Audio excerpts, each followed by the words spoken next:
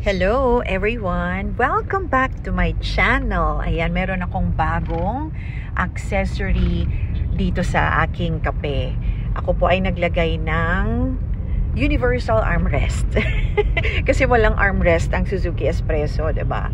So, I had a chance na makapamasyal at meron kaming pinuntahang shop dyan sa, hindi ko na siya i-gatekeep sa inyo ha, kung saan ako madalas namimili ng mga accessories para sa auto namin. Yung shop po na pinamimilhan ko, papakita ko naman dito sa vlog, ay sa Binondo. Ayan, dito po kami minsan pag nakakapamasyal kami ng Binondo sa 999, sa 168, sa Lucky Chinatown, tumatawid kami papunta dito sa 999 at dito kami pumupunta sa MZO Car Accessories para bumili ng mga accessories para sa auto namin. So, pinagbigyan ako ng owner ni ate na makapag-ikot-ikot sa loob ng shop niya. Kaya, ayan, papakita ko sa inyo kung ano yung mga pwede nyong mapamili or makita dito sa shop niya. Kompleto siya. Mula sa pang-wrap, ayan o, pang-wrap ng kotse. Ano pa, fog lamp, meron din siya. Dito rin ako bumili ng bagong headlights kasi medyo humina na yung buga ng ilaw ko. Kaya nagpalit na ako. 3 years na rin naman eh. Nagpalit ako nung 2021, 22, 23. So 3 years na, more than 3 years na. Kaya medyo tumamlay na yung buga ng ilaw. Kaya namili na ako ng bago. Nagpalit na rin ako ng headlights. So, ayan, halos lahat ng accessories na pwede sa mga auto nyo, sa motor nyo rin. Kung may motor kayo ay meron sila dito. So, mura lang sa kanila. In fact, itong nabili ko na universal armrest, pwede na rin na ipa-assemble mo sa kanila. Tapos, para mailagay mo na, halimbawa, puntahan mo na sa parking yung auto mo, pwede mo nang ipa-assemble.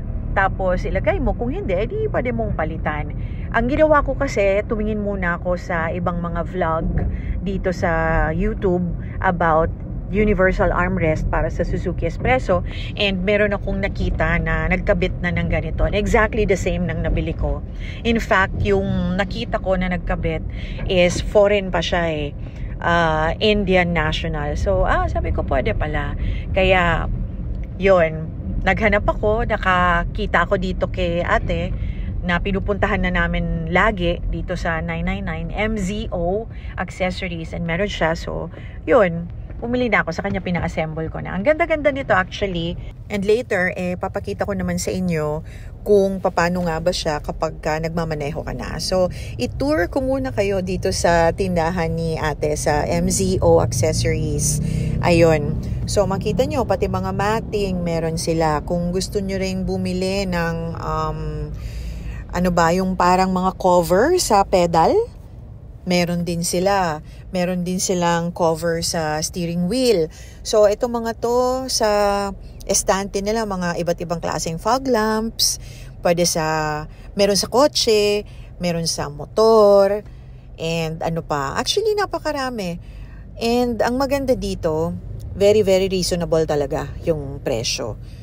Tapos, marami rin ako nakasabay actually na dito sila namimili. Yung isang ngang nakasabay ko, meron siyang hinahanap na para sa auto niya na Honda.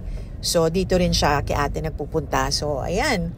Para dun sa mga medyo makikay na gustong magpalit ng steering wheel set, meron sila. Although, merong ano yan, may disadvantage yan. Pag nagpalit ka ng steering wheel set mo, mawawalan ka ng airbag, which is, alam ko, mostly sa inyo, hindi rin naman gugustuhin. Pero kung siguro, halimbawa, matagal na yung auto mo, tapos wala namang airbag yung auto mo, naka-old school ka, tapos gusto mo magpalit ng steering wheel set, edi, pwede ka rito makapamili. Kasi sa totoo lang ako, meron akong mga kakilala na hindi sila nagmamind na walang airbag yung auto nila. Yung para lang talaga sa aesthetic lang, kumbaga maganda yung auto nila kasi noon nga naman daw, wala naman daw airbag. So, yun, pwede ka ditong makapamili ng mga ganon. So, eto na yung aking universal armrest. Kung nakikita nyo, dalawa ang parang container niya. Merong mababaw na container. Yung part niyan sa ibabaw, dyan ko nilalagay yung cellphone ko. Kapag nagmumoling ako, yung extra cellphone ko, iniiwan ko dyan. At least hindi siya nakabuyang-yang pagka may sumilip sa auto, diba? Tapos yung malalim na part naman ng universal armrest na to, dyan ko naman nilalagay yung mga nakakalat dati na mga wires dito sa auto ko, like yung mga Type-C na charger, ayan, mga barya, mga purse na maliliit, dyan ko nilagay. So dito nakikita nyo, nagmamaneho na ako. I'm driving already, and as you can see, okay naman. Hindi naman siya sagabal sa seatbelt, hindi rin siya sagabal sa pagmamaneho ko, sa pag-change ko ng gear. Okay na okay siya. So, it's really all up to you kung gusto nyong maglagay din ng universal armrest. Medyo may konting parang maninibago ka pagdating sa handbrake.